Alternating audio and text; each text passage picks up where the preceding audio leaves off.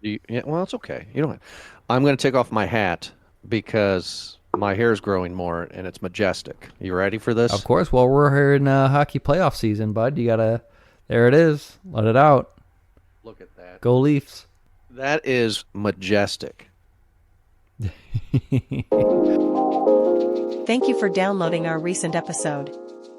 For more episodes like this, go to movieguyspodcast.podbean.com for more episodes. Enjoy the show.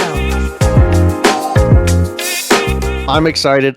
Yet again, a movie that I know I've never seen. We're continuing with our sports retrospective. I can't talk. There it Today we're is. talking about Days of Thunder with Tom Cruise. This is going to be a thunderous episode. Eric, how the hell are you doing? Fantastic opening, Jordan. Top tier. Checkered flag first place.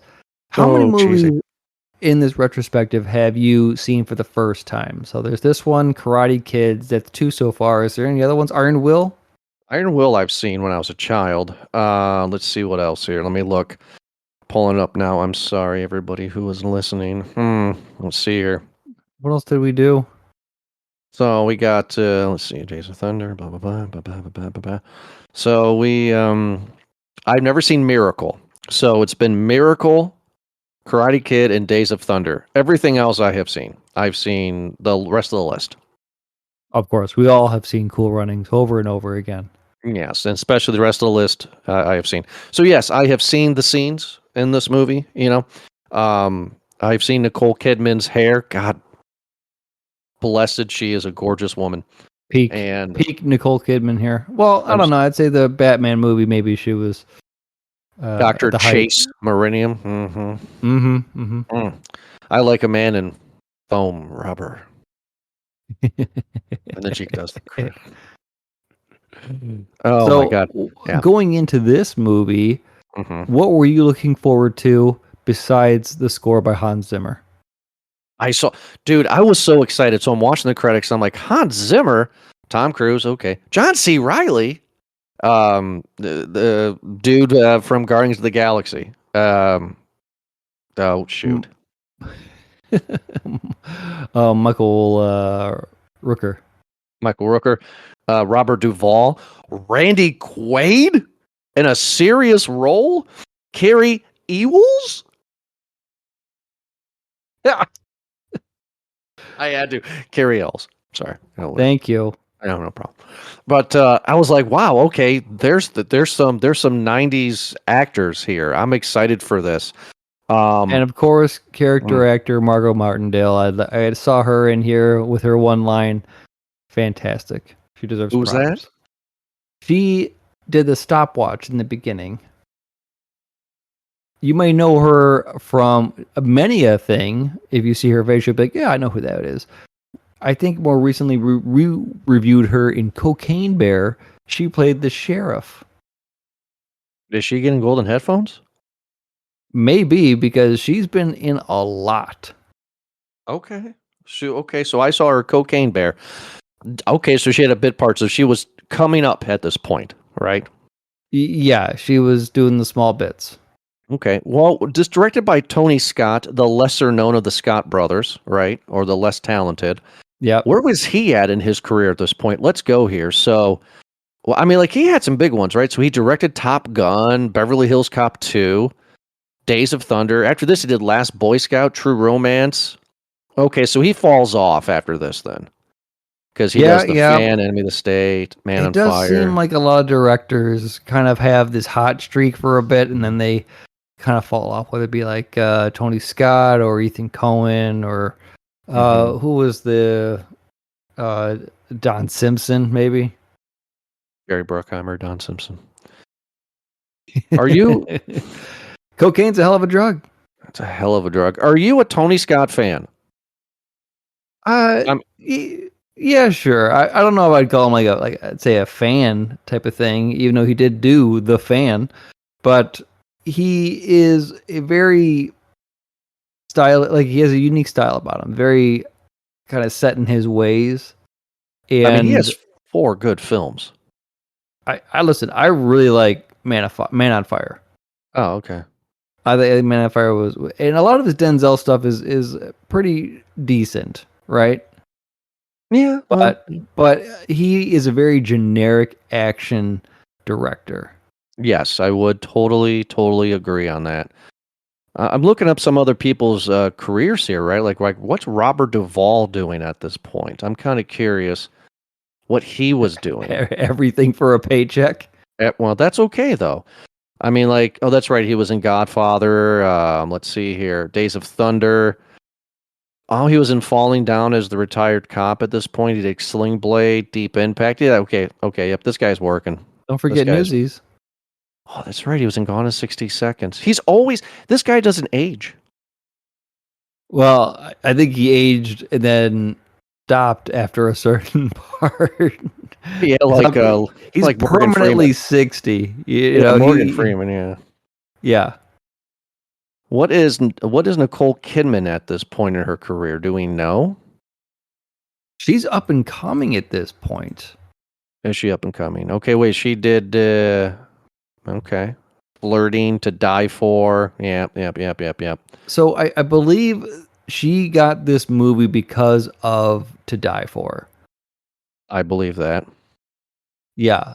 No, wait a minute. To Die For came out in 95. I'm sorry, not To Die For. Dead Calm. Oh, Dead Calm. Oh, yeah, the cover of To Die For. I've seen this. Oh, it's directed by Gus Van Sant. I should watch this movie.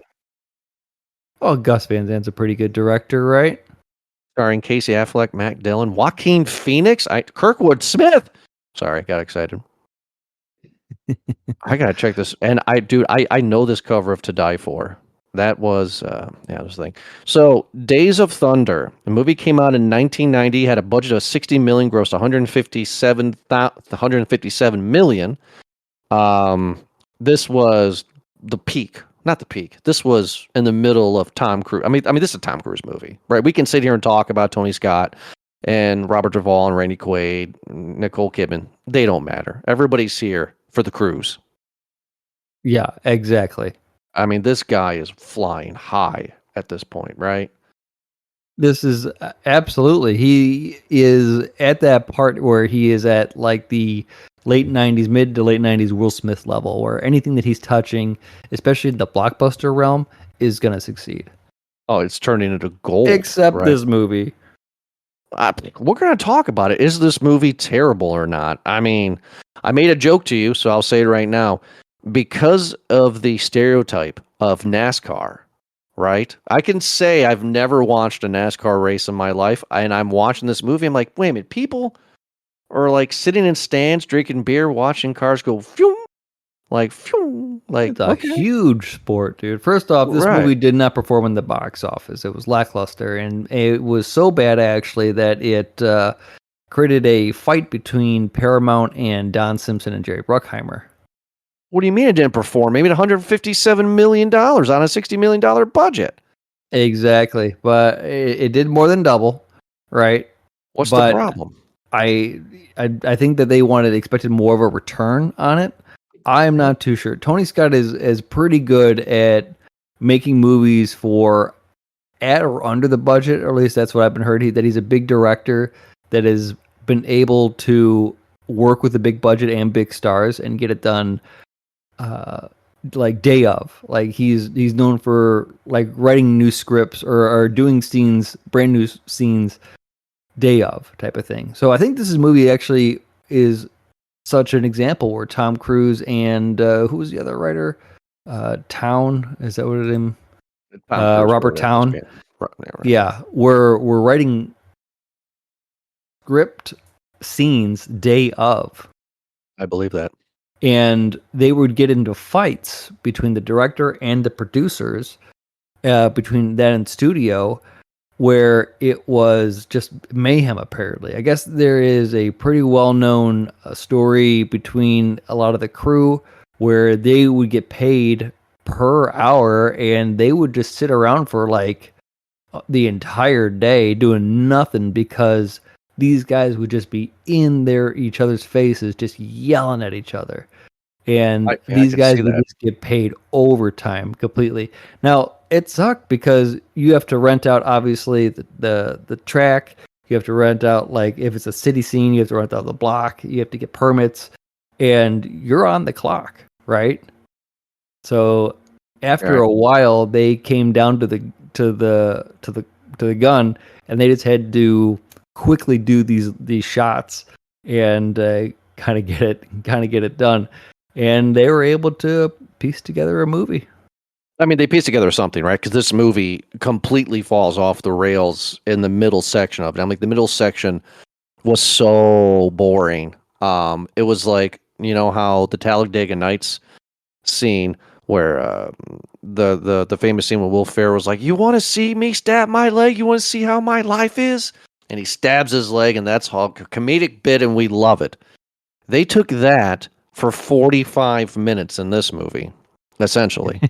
I You agree. know, They yeah, they started this stretched movie it. pretty quick, and it seems Yeah. like, just like you said, that middle part, they were trying to find that story again. Well, Tom Cruise has to have a love interest. He saw Nicole Kidman, right? So she has to be in this movie. I just, oof. So Tom Cruise, hot shot, hot rod, right? Who races something cars? I don't know what kind of cars, but he gets recruited by Tim, whatever Randy Quaid is, right? Tim Dulland. Uh-huh.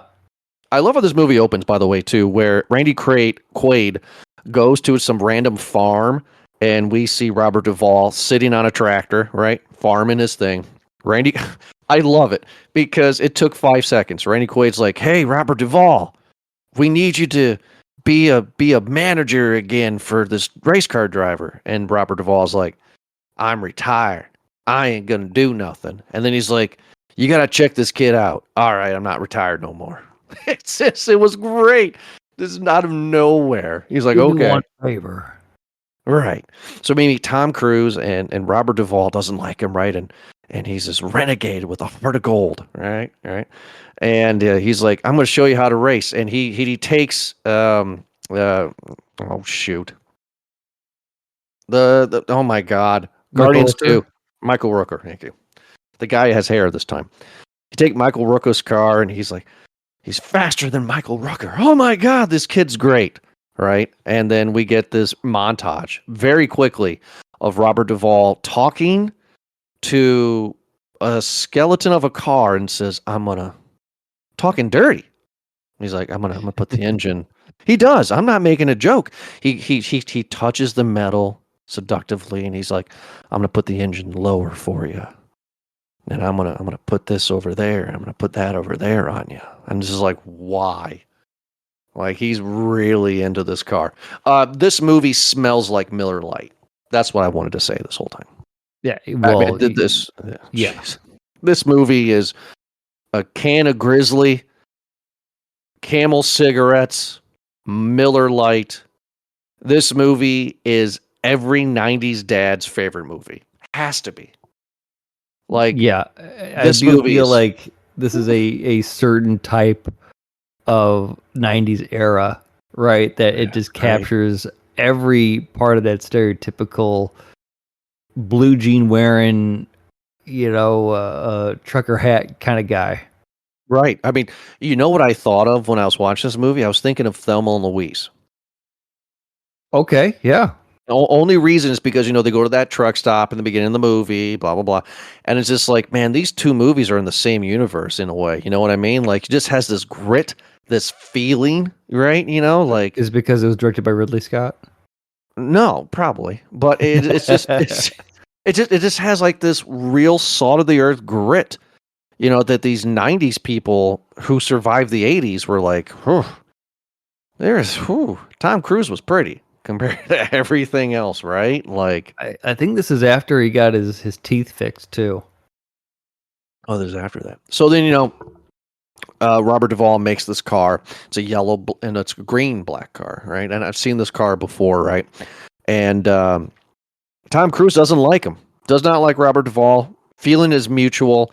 Tom Cruise is losing races, horribly losing races, to the point where Robert Duvall is not even listening to him anymore, and he's eating ice cream during a race, right? Like, just these two hate each other. Apparently based on a real event, actually. That these two hate each other in real life, or No, the ice cream.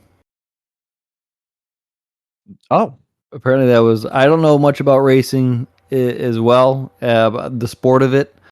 But yeah, the most I can tell you is about Mario Kart racing. Yes. But yeah, apparently a lot of the stuff that have happened in this movie was taken from actual events. The ice cream eating was one where some driver was going around and couldn't pull into pit because the crew was enjoying ice cream. That's hilarious. What's also hilarious is how quickly these guys who are frenemies become friends, right? Because, like Randy Quaid comes in all serious. He's like, you guys got to get your act together. Robert Duvall, you're a great pit manager or whatever, right? And Tom Cruise is being Tom Cruise, like, I'm Tom Cruise, I can do what I want, that kind of thing. He's like, you guys got to figure it out. And next scene, they're like best buds throughout the rest of the movie. They completely forgot that they hate each other. And now they're winning races. Yeah, this is where that kind of camaraderie happens, where all things can be solved over drinking some beer. Typical That's true. 90s thing. They get the boys together, Mhm. get a bit of the drink in them, and then they'll just pour their heart out. Oh, my daddy did this, and I never thought nothing, nobody, kind of a thing. It's like, oh well, I believe in you, son. All right, well, I'll tell you what, you believe in me, and I believe in you, and we'll get it, make it go happen. Now let's have her Budweiser because they're everywhere in this movie. This movie reminds me of this video meme. I know you've seen it. That's going around the internet for years, where some local news cast, like an actual news thing, was interviewing clearly these 90s kind of people, asking about the federal government on DUIs. Yeah. Have you seen that? Yeah. I know Yeah, you're talking about. where they're talking to a guy and he's just like, I don't know, see a big idea with the fella getting off of a 12-hour day of work and driving home and drinking at least one or two beers. Yeah. Oh, you gotta say it just like that too. Yeah. And then they interviewed this woman. She was like, they tell you can't drink and drive. They tell you have to wear a seatbelt. Pretty soon we're going to be a communist country. I love I it love it. because they had that That's same this movie. accent with some of these people in this movie.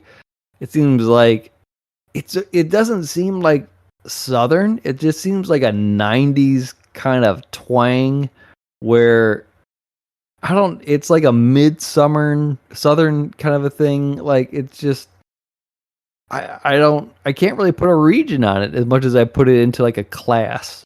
I can put a region on it. It's called country western. Achy Breaky Heart was popular. Everybody was line dancing, right? Vince Yeah. Gill Oh, was yeah. popular, right?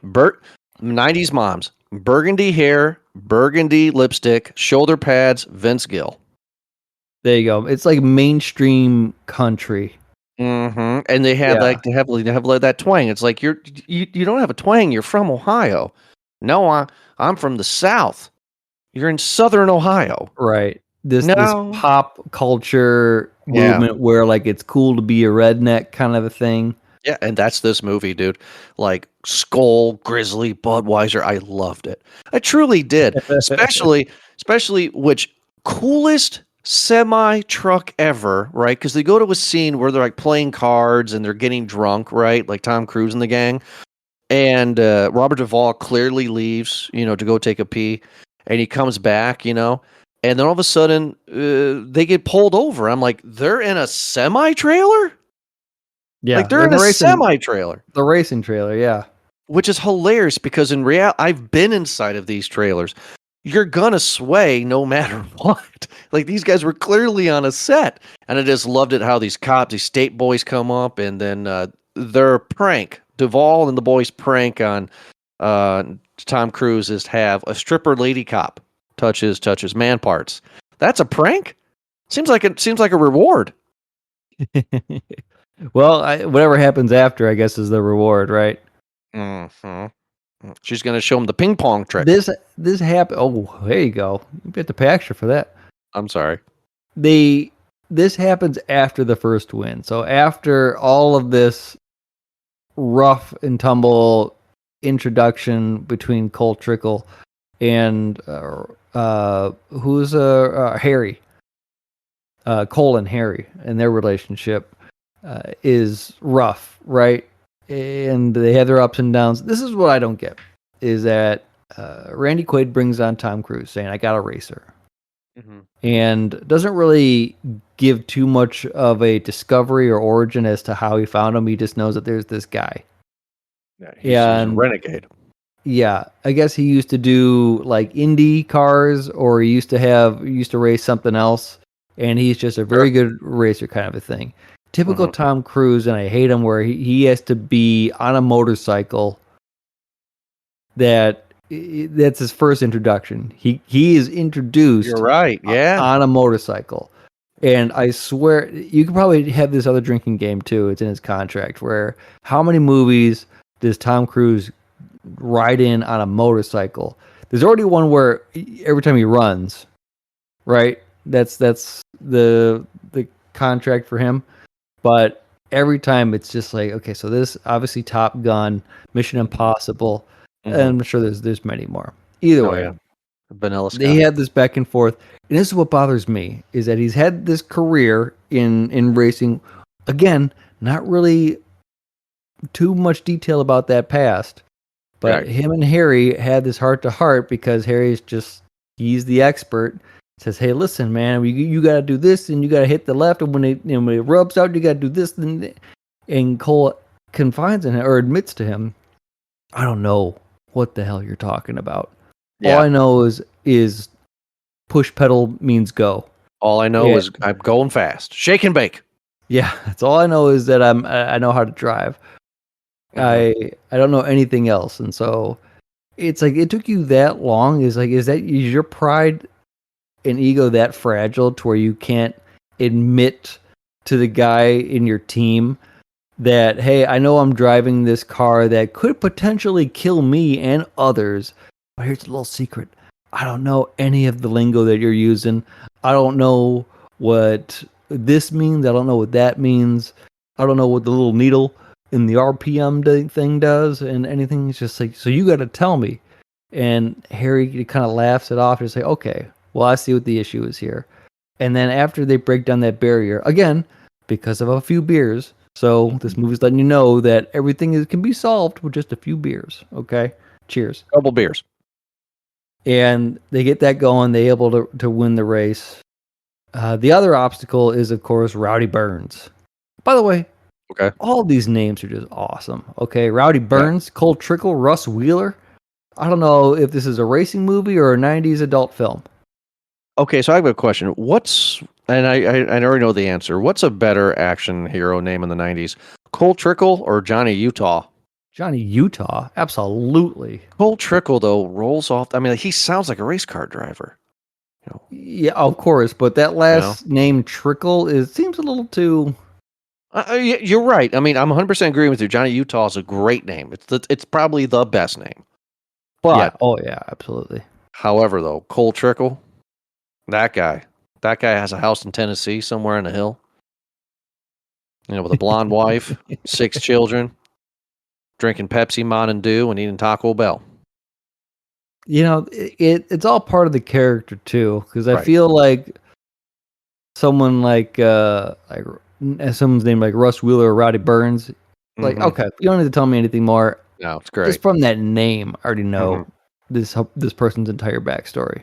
I do agree with you, though, that his ego, Tom Cruise's ego, was that fragile, though, because he's this young, up-and-coming kid who has shown himself in the indies, I guess, and you have this his name's Harry. That's an old man name in the 80s. I mean, sorry, in the 90s, right? I mean, this guy's been around. This guy served in WW2. You know what I mean? And I don't know if he did or not. But, these two can't get along because his ego is so fragile that he just knows, I can race these cars. This is easy. There's more to driving than driving. I do love how the movie starts, though. Like you said, going back to that with Randy Quaid going to the barn or going to the farm and recruiting him, because so many movies start like that, especially sport movies. It's like, hey, I need you to come on out. I know you said you retired. No, dang it, I can't do it. I told you. I don't want to do it anymore. Can't do it. Like, but I need you just one more last time. I got this chain. All right, maybe I'll give it a go. All right, hold on. Let me put my skull in. Exactly. So So it yeah, seems so to happen now, more like traditional sports movies. Like I'm thinking Unnecessary Roughness yeah, with Scott Miracle to me, Bakula. Miracle kind of did this a little bit too, where they're like, Unnecessary Roughness does Unnecessary Roughness, excuse me, does exactly the barn thing. oh, does it? Okay. Yeah, exactly the barn thing where it has somebody come out there and it's just like, I know you gave up football, but we need you. We need to put the pads on. So I told you I'd quit that. I gave it up. I can't do it no more. Well, you're going to. So, then they start winning races. Everybody's happy. Got to get that sponsor, right? Randy Quaid needs a sponsor, all right? Yep. And now they're riding the rails, right? Getting the ranks. I don't know again race car at all. I don't know NASCAR, but I'm assuming they have actual NASCAR drivers like in like little B rolls, right? That were being interviewed. I'm assuming. I don't know. Yes. There are Oh, actual NASCAR drivers that were shot with this. I wish I knew what Dale Earnhardt looked like. He was not in this. Why? That's the Michael Jordan of NASCAR. Yes, he was. Yes, he was. I'm trying to think. It was. I don't think it was Mario Andretti. But Oh, you're thinking. No, you're thinking Sacco and Vendretti. hold on. Let me look up the. Tell me how proud of me you were in that one. I think you're a fantastic. Your references are just unmatched here, bud. Unmatched. Nobody can touch this. Doom, doom, doom, doom. So yeah. Yeah. But either way, I know that, and I don't know any of these names. Okay. So they're winning races, and this is where God darn it. I keep on forgetting his darn name. Guardians Who? Michael Rooker. Michael Rooker. Yeah. What's his name in this movie? Rowdy Burns. Rowdy? Rodney? Rowdy. His name's Rowdy. Nobody's name is his name's Rowdy. Yes, he would be. He's a NASCAR How driver. about Piper? Huh? Right. Yeah. Rowdy Piper. Put on the Yeah. glasses.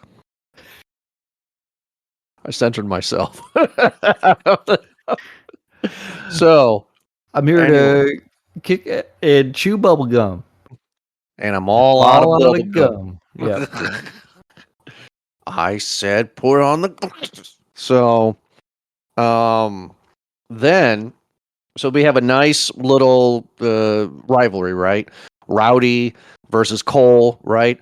Just Rowdy is a jerk, right? I mean, Cole's just trying to win, and Rowdy just keeps on nudging him and rubbing him, right? And Cole gets upset, and then Harry's like, "That's just racing," And these two are just going at it until a huge accident, right? They're both arrogant. They go through the smoke, and they both get wrecked. Just Cole's car. I mean, Cole's dead, right? I mean, nobody was in that. T-bones him basically. Yeah, nobody was in that car in real life, right? I mean, jeez, I hope right, not. right. And now this is where the movie, the excitement, the '90s awesomeness of this movie, just takes a nosedive because we get introduced to. Well, they go to the hospital, get checked out, and we get introduced to Nicole Kidman. And she's fine. My issues are not her at all. All right, she's totally fine. She plays the girlfriend role. She tries not to. I feel right because I feel like she's not trying to just do that girlfriend.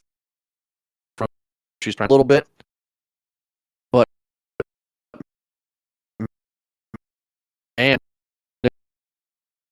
Nicole Kidman. Oh, it's so. Oh no, not lose my internet. This is frozen. Doop doop doop doop. It's frozen. Doop doop doop doop. Can we not do Discord? Jesus Christ. Get some better internet, bud. It's not me. I wasn't frozen. It was you. It was looking at me like you. Dude, it wasn't. Skype did not give me problems. I have 300 megs of speed, bud. Skype didn't give me problems either. Well, it's Discord. Okay. Then if you want to find another program, I'm all for it. Don't they do a Google thing? Like, I mean, like, don't they do a Oh Google yeah, Google Hangouts. Google Meets? Don't they do Google Meets? We'll try that next time, bud. Okay, Jesus Christ. So I was ranting about Nicole Kidman and how she was not the problem, but Tom Cruise courting her dragged. Okay. It dragged on. I didn't like the joke of he thought that she was a sexy doctor. It's like, I mean, like this whole 45-minute segment, it just irritates me. She's like, Cole, you have a concussion. You're good. Rowdy, I don't know. You look a little bit more concussed. Like Yeah. you can't race, right? And now she's like, doesn't want anything to do with Tom Cruise, but then Tom Cruise is like, hey, we're gonna go out, kinda, and she's just like, okay. Like, I didn't believe the relationship.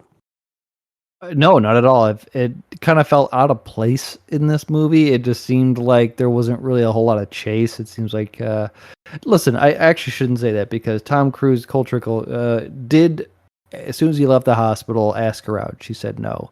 And then Right. he did the extra effort to find out where she lived and then ordered her a lot of flowers, right? And then asked her out again. And then it just kind of, through his, I guess, persistence, really got a date finally. And yeah, then we get the bedroom scene. Wonderful. Thank you. Yeah, people think that Noah from The Notebook is creepy. This guy's a stalker. Yeah. So, yeah, they do that, but maybe she's attracted to his dangerous side there. I mean, she felt his dangerous side. Hey. So, yeah, it definitely just seems like in this movie, and listen, a lot of other movies that Tom Cruise is in, and I will forever say that Maverick, Top Gun 2, the movie that nobody needed, that there was no reason to have any sort of romance in that movie. No, There's none. really no reason to have any romance in this movie. No. It doesn't add anything to it. It doesn't take away anything from it. There's no added risk from it. It is basically just a reason to have a pretty face in this movie and to get Tom Cruise's shirt off. Talladega Nights did it right. I mean, you know what I mean? Like there was really no love interest in the movie. It was all about Ricky Bobby getting over his fear of being in an accident again, right? Yeah, you're right. In a comedic fashion. So do that without Nicole Kidman because they do it for like 5 seconds. Like Tom Cruise comes back to racing, right? And he sucks again. And then like Harry and the gang are like, well, what's wrong with him? Well, obviously, we know what's wrong with him. I can tell you what's wrong with him. Yeah, of course. Scared to get back on the horse. You know, he got flipped like 20 times. So it's like they don't dramatize that. No. We're gonna have him lose a race because he's scared. Totally understandable why he's scared. So he can get his shirt off and go hang out in bed with Nicole Kidman. I'm not bashing him for that. You know, like it doesn't do any. It doesn't do anything. I will say after watching this, what I would have preferred to see, because they glossed over this storyline pretty easily, is that during Cole Trickle's rise to come up here and his competitiveness with Rowdy that later turned friendship, Tim, the owner, Randy Quaid, says, oh, well, I'm making some money here. Time to make a little bit more money here. And so while these two guys were in recovery, I got a replacement driver, Russ Wheeler. Right. And he did so well that he got another car and had Russ drive it too. So these two are essentially on the same team later on. But Cole is threatened by Russ, thinking that he's going to be the replacement. He's going to be the new hotshot, right? He is. He is, absolutely. He's not thinking. He 100% is. He's a jerk. Take out the love interest altogether with Nicole Kidman. Or if you want to just have her kind of come in and be like this doctor that is able to just give it straight to Cole and or to Rowdy and be like, you're never going to race again type of thing. You don't Sure. need her as a love interest. You could just No. have her just be the pretty face doctor that comes in Right. and does that tragedy in the movie. Mhm. But take that time, which is a good chunk of time between Cole Trickle and Dr. Claire, which is, let's just say 20 minutes, half an hour, okay? If not more. Take that out and focus more on Cole and Russ competing with each other. Yes. You have a moment there where you can add a few more race scenes, maybe a confrontation between Cole and Russ. Now there already was one, right? But this more so seems not like there's a competitiveness between the two as much as it's just Cole being threatened and being jealous and completely angry. And this is what, again, I don't like, because it was early in the movie when Cole and Rowdy were racing that Rowdy rubs him, right? The wrong Which is a way. racing term. I know Peanut Gallery's looking at me back there because of my saying that he's Yes. rubbing on him. Yes. Use your imagination for that. But in correction racing, department. I guess that is just to little fender bender, a little bump right in the back. Just a small little bump in the back, thumb in, you're fine. Yeah, just a little hi, how you doing? Hello. Yes. Yeah, and Cole freaks out. Oh, he just hit me. And Harry says, no, he just rubbed you, and that's just called racing, bud. It's called racing. Yeah, kind of a thing. So, no, I'm totally on your team, dude. Because it's like, you're right. Have Nicole Kidman in the movie, but have her be the doctor that doesn't want them to race because she doesn't understand racing. And have the movie be Cole and Rowdy's friendship and how they become friends, which was weird, by the way, because these two hate each other. And how these two bonded, just like how Harry and Cole bonded by a weird moment, was Randy Quaid is pissed off. We're going to go have dinner and we're going to hash this out like men. I will wait for you there. Terrible decision on Randy Quaid's part. Let's have the race car drivers meet us at the restaurant. And what do? They illegally street race, Fast and Furious style. Right? Just bumping into each other. Story about this.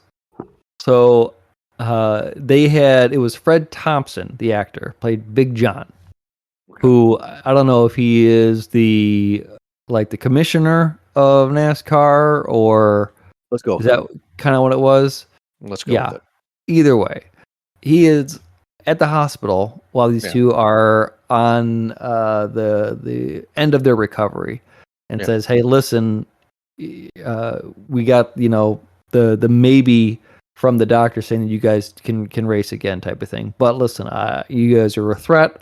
I want this to be hashed out between you guys and worked out. And in order to ensure that you two are going to drive us we're going to have a dinner, and you two are going to drive together and become best friends, hug it out, kind of a thing." Right. I like this because this is kind of realistic, actually. These two are getting wheeled out of the hospital, right? And then they have this little mini scene because it shows that both of these guys, racing's in their blood. Great competitiveness is in their Yeah, blood. competitiveness. And they're not, yeah. And they're in it. I feel like that moment kind of, maybe put some passion into them. But then Rowdy was driving and says, "Hey, listen, we'll rent the cars." And then they do, I guess, the racing in the cars. And they get to the place and they call it a tie. And they cover for each other, and then that's when the bond had now formed. They're best friends. Yeah, and Now I think that's just kind of like the respect that it turned into a friendship, right? And I do enjoy that. So apparently, looking at the trivia, this was a real thing.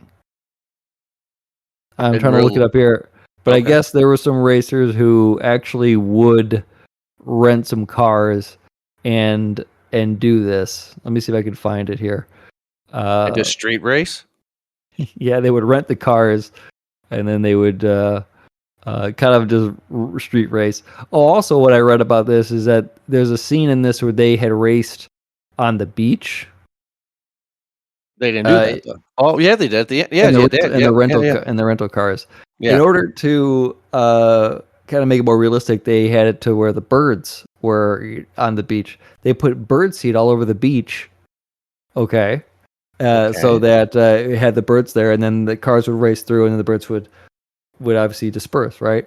There were a Right. lot of birds there, and there was a lot of bird seeds. And end of the story is that a lot of birds apparently died that day. I would believe it. It was a massacre. Yeah, Alfred Hitchcock would be proud of that Oh. one. Oh my good God. Yeah, so these two now are friends, right? So now Cole cares about Rowdy. And Rowdy clearly ain't right. Rowdy's now can't get right. He's just not there, right? He's trying to be assessed by Nicole Kidman and he's fainting, or he's just angry. He doesn't know what the Winston Cup looks like. Billy Bob, what's wrong?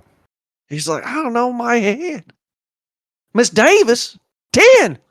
10. Get 10. Yeah, fantastic. You're welcome. You like that? I love it. That was all for you. So we're getting towards the climax here where, Robin Hood Men in Tights guy, Carrie Elways. You like Yes, that? you got it. You got it. You like that? I do. Is now We're getting better with our name pronunciation. Good job. Yeah. Is now the hot Frenchman, Sacha Baron Cohen, right? He's winning all the races, right? He's a new hot incomer, and this is where Rowdy's like, I'm not going to race anymore, but Cole's going to drive my car. He's going to drive my car. I want you to do me a favor, Cole. I want you to drive a car. Drive my car. And he's just like, okay, I'll drive your car. All right.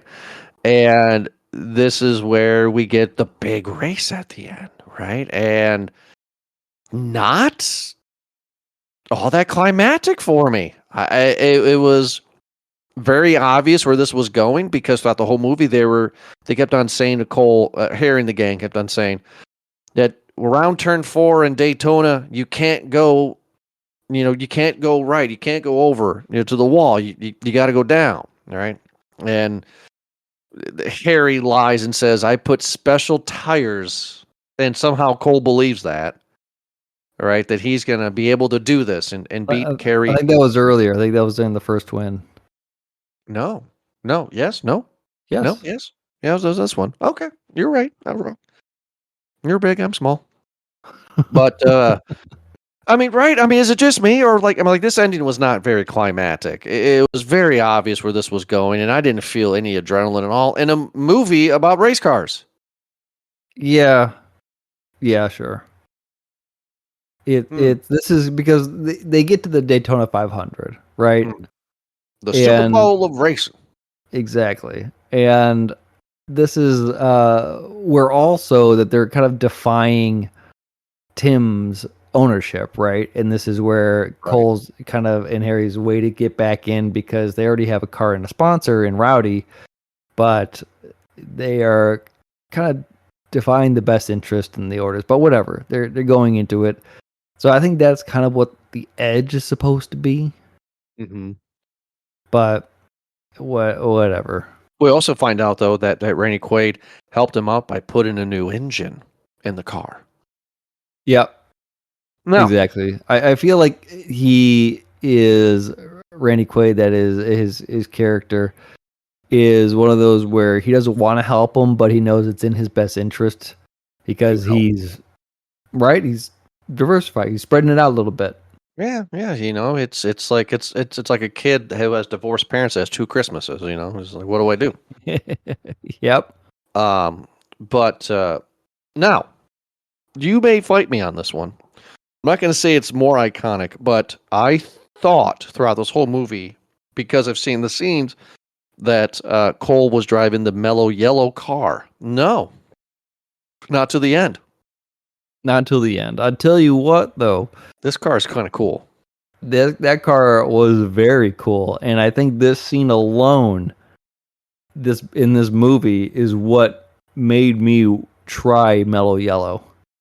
Oh yeah, I wanted a mellow yellow, because of this movie. I mean, like this was great. I mean, to me, this is them doing the paint job on Cool Runnings. It was the same color scheme. Ooh, yeah, actually. You know It what I was mean? hot, Like, man. Yeah. it's black and green and yellow. Yeah, yeah. You know, like to my this belly. day, every time if I see a mellow yellow, I think of this. I think of that car. I know. Have you had a mellow yellow? I haven't had since I don't know high school. Yeah, yeah. I forgot it was a Yeah. fountain pop somewhere. I don't know where. I was on the It's- road. I mean, I was more of a Surge man myself. Whoa, buddy! Mellow yellow is the poor man's Mountain Dew, right? The sugar content, sure, it's like 100% sugar. The super It is. slushy. Oh my, the squishy. Whoa, that's good squishy. Yeah, that's right. Sidebar, you know, Mountain Dew comes out with different flavors all the time. You know what I mean? And there was one that just came out recently. I don't know the name. And my daughter wanted it, and I picked up the 12-pack, and I just like, I want to curious the sugar content. 94% sugar. Oh, buddy. I'm just like, The Livewire is what got me to stop drinking that because I used to love it, but it Yeah. was so much sugar that I got sick off of it one time, and I was just like, I I believe can't it. do it anymore. no, I believe it. Like, it was 94% of that can is sugar. At least with beer, 94% of it's water. There you go. You're just getting hydrated every time you're drinking beer. Do you know the difference between Coors Light and Canoe? What was the difference? There's no difference. They're both close to water. So this Beautiful. mellow yellow car is great. I mean, like, I'm not going to say the word iconic, right? Because I don't think it is iconic. But this is great, though. I'm like, the mellow yellow car is cool. Reminds me of the Cool Runnings part. Same color scheme. It was cool. It was cool. I'd say in the realm of sports movies, it's Yeah. pretty iconic, right? Like Sports if- movies, yeah. Yeah, if there are certain things in sports movies where you could take and like just show that, you go, that, right? Like Mhm. this, or like Wild Things glasses from Major League, Well, right? she's in his hair, but okay. Yeah, it's Or- glasses. You know, glasses in Yeah. the hair, sure, Yeah. the same thing, right? Mhm. Yeah, It's great. totally. Or if you ask any Gen Xer in his 60s about the mellow yellow cars, you're like, oh, it's Days of Thunder. You know, Yeah. you know, they're gonna love it, right? So are we gonna love it, right? Because Cole wins the race, everybody's happy, and then we have to end the movie with the race where a young 20-something Cole is racing a 60-year-old Harry, and I felt bad for Robert Duvall. That man was, he was trucking, he was trying, a lot of jiggling. It's just, So then, do we like it, Eric? What is your popcorn rating for Days of Thunder? Buddy, Whoa. at the rewatch of this movie, Yeah. I would cut out like half of it. That's bad. Yes, yeah, and so I'm leaning towards a small. Listen, I like the characters in it. I really do, but a lot of the stuff, as far as the movie goes, seems like it's just a late book report, if you know what I mean. Oh, yeah, very good. Had some good ideas, but then they had too much beer, and then it just dragged on, and they woke up and crammed. I got you. Yeah, Yeah, exactly. 100%. I feel like if you were to spend a little bit more time on the script and really spread it out a bit more among the characters, give them some actual, I guess, life kind of hurdles to get over, rather than it just being like this kind of fake stuff. It just was. I'll give you an example. There's a part when they are talking about when the first hookup between Cole and Claire in their bedroom. Mhm. And Cole, who, by the way, did not know anything about cars or NASCAR before this, is now No. teaching Claire about drafting, right? About Drifting. aerodynamics. Isn't it drafting? I thought it was drifting, but I am wrong. You are right. I'm small. You're Tokyo big. drifting, but drafting is when you go behind the car and you You are reduce 100% correct. resistance of. I'm of so wind sorry. resistance. I'm sorry that I interrupted you. That's fine. You can leave now. Thank you. I'll wait. I Yeah. will. I will. Here, I'm gonna freeze your Discord for you. Okay. Anyway, he's teaching that to Nicole Kidman, and this kind of a sexy scene. We're in the bedroom, and he's using it sweet and low packets to demonstrate the car path on another one, and it's just like, okay, this is dumb, actually. You know what I would have preferred this how to see this is Robert Duvall in the bedroom with Cole Trickle. No, would be Cole and Harry learning from each other, and Harry teaching Cole about drafting. Right. During that part when they have that bonding moment in the bar, and then after that they do the montage of the training. All right, Cole, you're going to do this, and we're going to do this, and then Harry's teaching him about drafting. That, I think, would be better, because now I have a relationship built more between Cole and Harry, right? Right. Or even go a little bit more and have Rowdy teach him something about the car, or like some sort of technique, so that way they build it a bit more, right? I like that. And then I'm sorry, but then like have Harry, since he's an older guy, have Harry have a heart condition and he passes out, so he's in the hospital, and then Cole has to win the race all by himself. And Harry's watching on the hospital TV. You go get him, Cole. So there's also a trauma that Harry has, right? He quit because he feels responsible for a crash and death of a previous racer, right? Right. And now there's this fear again where he's getting close to Cole, and he has this fear again, right? Right. A bit more. I feel like that could have been highlighted a bit more, especially after the first accident. Harry kind of just being like, oh God, and so scared that he gets out. He's like, I don't want to do this again. Can't do this no more. Yeah. And have Cole kind of come back and just be like, listen, man, I want to do this. Build that relationship. You've taught me everything, and I believe in you, kind of a thing. Or really just a lot of these examples to really have these characters build from each other, right? And at the same part, they have these two characters who are vulnerable in their fears, to have Russ take advantage of that. To use that to wedge a bit more, right? Or to use that to play Randy Quaid's character between the two, right? I think that would have helped a lot more in creating a more rounded story and taking that love interest out, because that love interest, again, doesn't really do add anything to the story. Didn't add anything to the story. I cannot disagree with you. I mean, there's another movie here if you want to take it seriously. But this movie is this 90s machismo garbage. I mean, this is unanimous. A Small all the way around, right? Maybe a Small with a Miller Lite. Yeah. It's just, this is the exact example of what a Sunday morning movie that's on the background while you're cleaning the house is. Let me ask, how did you enjoy the racing scenes? There were a lot. I thought they were shot well. I don't have any complaints with it. I loved how we got, the camera so close to the road too, because those cars are not driving slow.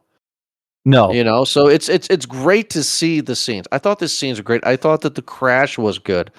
I guess my biggest complaint, it's there's so many good ideas and just no execution with them, because you're right. Have Harry have the struggle of, oh my God, I killed another one. I killed another baby, and have him flip out, right? Or since he's old, have him have a heart attack, right? And Cole has to finish the race by himself. Have Randy Quaid change and, make him have a heart of gold. There's all these different things you could have done without Nicole Kidman. Or just now without the love interest, I guess would be my thing, right? Yeah. There is a better movie here in it. Just a better writer and a better editor and possibly a better director, would have seen that, right? So, and made it something. Compared to other racing movies, because a lot of other racing movies aren't necessarily about NASCAR or stock car. A lot of them seem to be a more IndyCar centric, right? We had Rush, That was 10 years ago, and that was a real life story between James Hunt and Niki Lauda. That was played by Chris Hemsworth and Daniel Bruhl, right? That real life movie. I think that was a Ron Howard movie, actually. Oh, And okay. a fantastic movie if you haven't seen that too. Okay. Obviously, like the the other cheesy classic movie, was it Driven? Is that the one with Stallone?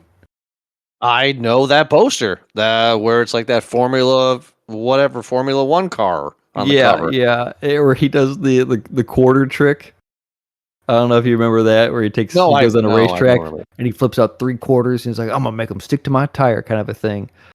Listen, if you want just the worst bad movie, then I'd say any Stallone movie might work actually. Besides Spy Kids 3, but Driven is a bad movie. It is. It is a bad movie. I mean, dude, look. I'm not gonna do this, man. The greatest racing movie ever is Talladega Nights. I mean, come on. Depending on what the racing movie, because you had like Grand Prix in the 70s, you had like Le Mans. Le Mans was in the 70s as well Wasn't too. there I one think, that right? came out recently? Ford versus Fuchsia or something like that. Ford versus Ferrari, yeah. Ferrari, yeah, yeah. But That was those a aren't serious take. necessarily. You're right. Those aren't necessarily like racing as much as it's about like kind of the money in the industry and the brand behind it, right? Right. But you know what? That you're right. That is probably as close to racing a movie as any. I'm still a big fan of the documentary. What's it? Cena? The real life documentary about Ayrton Senna. Yes. He's a famous race car driver, Formula One racing driver type of thing, and he died on the track. And there's footage of it. He hits hard, and it's sad. He was a very iconic person. Just like Dale Earnhardt died. Yeah, except he was in Daytona, right? He was in the closed circuit. Whereas I believe this guy Cena, I might be pronouncing that name wrong. In fact, I'm sure that I am. Probably can't see him.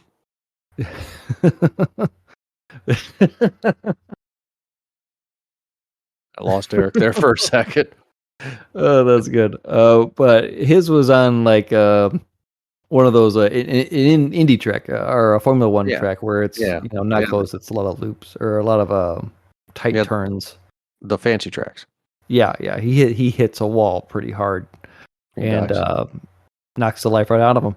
But literally, yeah. I think again, this movie's more iconic just because of the visual of it, and maybe the front fender cam. That's great. I mean, I could feel the speed again. I mean, I made a joke, but when I said, that I could just feel the Miller Lite and because this movie is gritty. I mean, like you can feel it's not a pretty looking movie. No. And I could feel it. I could feel the BO of them when they get out of the cars. I mean, they made it very damn well sure that we saw all the dirt and whatever on Tom Cruise's face there when he came out every time. Right? I mean, you know what? You bring up a good point, Jordan, that this movie does better to capture the culture in the time rather than anything else. No, this movie straight 1990. I mean, like the beer posters, the twang. Yeah, the misogyny. I smell a stale bar when I watch this movie. 100%.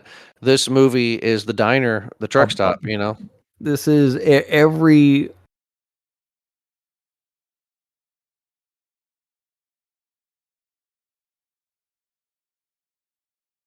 He would bowl against the police officers, and when it was my weekend to watch. It was his weekend to watch me.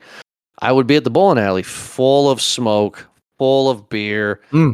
You go to the bathroom, and above the urinals, the girly Budweiser posters, with the bikinis, and it's like she doesn't drink beer. Look at that stomach, that's flat, and not the beer. It's exactly. It's a time that makes me smile because I don't think we're ever going to get that time again, and it's I was gonna say the word innocent, but I stopped myself. And the reason why I was gonna say this is because, like, knowing what we know now about a lot of things, this time just doesn't exist anymore. You know, and that's the time that we grew up in. Right, right. So it's kind of like this kind of look at it. Do you think it's No, more but- iconic? Just a one last thing, because this is where Tom Cruise and Nicole Kidman started their romance. Yes, before Katie Holmes and the couch jumping. This was he was jumping on her hair. God, I love her hair. Nicole Kidman. Oh well, yeah, of course, She's a those curls. Beautiful, beautiful woman. I'm sorry if I offended anybody that's listening. that I comment on somebody's looks. God forbid. I'm so sorry. There you go. Close it with Orion right there. Yeah, close it with that. He listens. But yeah, small bag for me, small bag for you. That was pretty obvious. So everybody who is listening to this episode, thank you so much for downloading. You can check us out on Movie Guys Podcast at podbean.com or Spotify, which is our number 2 most downloaded platform that everybody are on. And then also Apple Podcasts as well. We're on there as well. But Eric, thank you so much for joining me. And we'll be back next Thursday for another awesome episode. Dos Padania. I do that with Gina McMahon.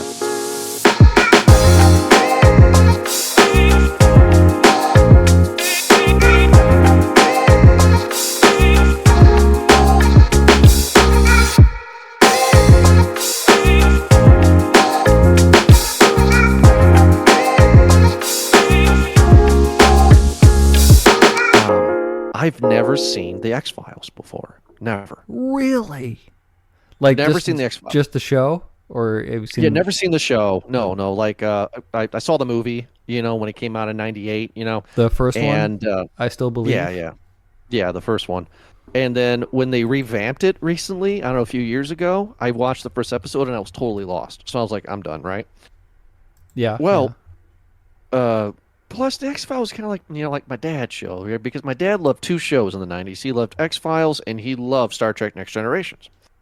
So we're on Disney Plus on Monday this week, and the whole series of X-Files is on Disney Plus through Hulu, right? Mm-hmm. Mm-hmm. So I'm like, you know what? Let's try it out. I'm watching old shows from the '90s. Like last month, I checked out the first couple episodes of Lois and Clark, Adventures of Superman. Yeah, that's a classic. Yeah. Dean Cain and Right. Terry Hatcher. Was not a fan of that one, but watching the first episode of X-Files, I'm not going to get into the episode, you know, blah, blah. But I watched the pilot, and I'm like, oh, this is surprisingly good. This is a great mystery. Like, I'm really digging this.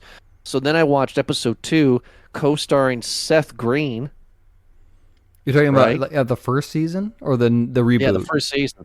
No, the first season. I Ooh. watched the second episode with Seth Green. That episode I will talk about. That is about pilots in Idaho at a base, and they come back and they're all scarred and they're screwed up, you know, and aliens have to be involved, right? And I guess the government is doing military testing with UFOs and blah, blah, blah, blah. That's right. Anyway, the whole point was I did not know that the show actually blatantly told you that there were aliens.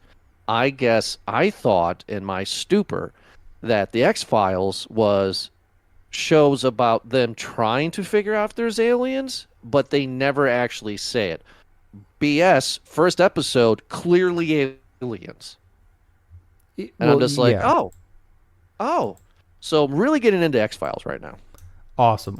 It's not so much aliens as it is the supernatural or the stuff that we are told not to believe, because the X-Files are the files, the unsolvables in the FBI, as you know. Oh, fine, but the first 2 episodes are about aliens. Oh, there's more of the episodes about aliens. In fact, one of the movies is very much about aliens, and what drives Mulder is because his sister was abducted and kidnapped by aliens. In the first episode, he talks about that. Now, I know eventually, I don't know, pop culture or just a feeling that they're gonna hook up, right? You want me to But spoil I that don't- for you, or No, because because it's like it's gonna be one night where they hook up. the right? short answer is no. But they are. There's tension. There's complications there, and there's, But the overall, the short answer is no. And any part where you could say that yes, they have, because I do believe there's either way, it doesn't kill the dynamic at all. And I think there was a reason for one because of, again, you'll have to watch the series, but it gets really good. I'd say around season 4 and 5, because I think season 3, I think is when they start playing with the comedy. I think that's when they first do their first kind of weird oddball. I wouldn't call it a comedy, call it oddball. And Sure. they really get going 4, 5, and 6, which I consider to be kind of their peak years, right?